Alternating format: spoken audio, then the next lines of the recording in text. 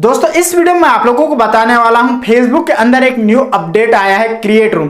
दोस्तों इस वीडियो में आप लोगों को क्रिएट रूम क्या होती है, क्रिएट रूम का यूज किस प्रकार से किया जाता है, इन सारी चीजों के बारे में मैं आप लोगों को कंप्लीट नॉलेज देने वाला हूं। तो चलिए दोस्तों बिना टाइम वेस्ट किए आज के यहाँ वीडियो स्टार्ट करते हैं। दोस्तों सबसे पहले आप क्रिएट रूम को ओपन कर लीजिए।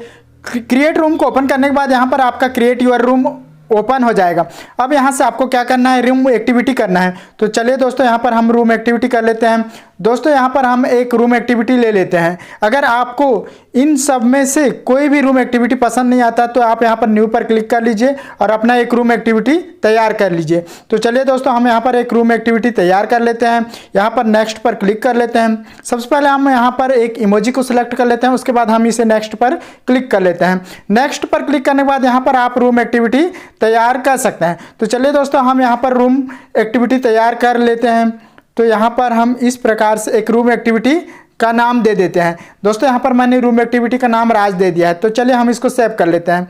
दोस्तों यहाँ पर मैंने रूम एक्टिविटी को सेव कर लिया है। अब यहाँ पर सेकंड पॉइंट में आपको दिख रहा है हु इज़ इनवाइटेड, आप किन किन को इनवाइटेड करना चाहते हैं, तो इस पर क्लिक करना है। तो चलिए हम इसको ओपन कर लेते हैं। यहाँ पर दो ऑप्शन देखने को मिलता है, पहला तो है फ्रेंड्स, सेकंड है स्पेसिफिक पीपल।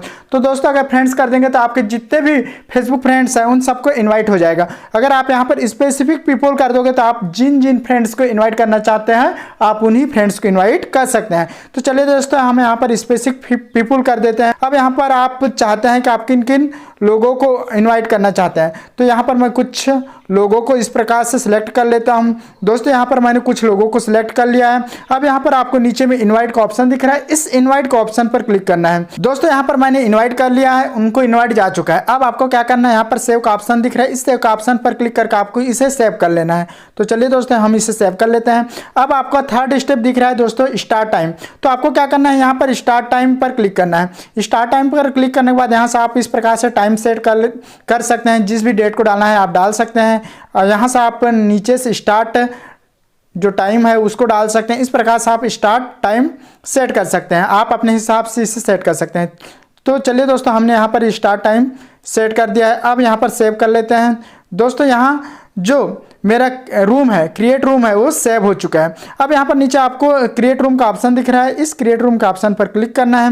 यहाँ पर क्रिएट रूम का ऑप्शन पर क्लिक करने के बाद यहाँ पर मैंने जो क्रिएट रूम का नाम दिया था वो आपको शो हो रहा है, यहाँ दिख रहा है। और साथ ही साथ यहाँ से आप किसी को इन्वाइट भी कर सकते हैं, आपके जो क्रिएट रूम है उसको शेयर कर सकते हैं, उसमें एडिट कर सकते हैं और यहाँ से आप एंड रूम भी कर सकते हैं। दोस्तों यहाँ पर मैंने जो क्रिएट रूम तैयार किया है उसका जो लिंक है वो ऑटोमेटिक जनरेट हो गया है और यहाँ पर आप देख पा रहे हैं मैं किन किन को इनवाइट किया था उनका नाम दिख पा रहा है। इस प्रकार से आप क्रिएट रूम का यूज़ कर सकते हैं। दोस्तों यहाँ वीडियो कैसा लगा, अगर वीडियो पसंद आया होगा तो प्लीज चैनल को सब्सक्राइब करें, वीडियो को लाइक करें और वीडियो को फ्रेंड सर्कल के अंदर शेयर करें। दोस्तों आज के वीडियो में बस इतना ही, कल फिर एक नए वीडियो के साथ मिलेंगे, तब तक के लिए नमस्कार।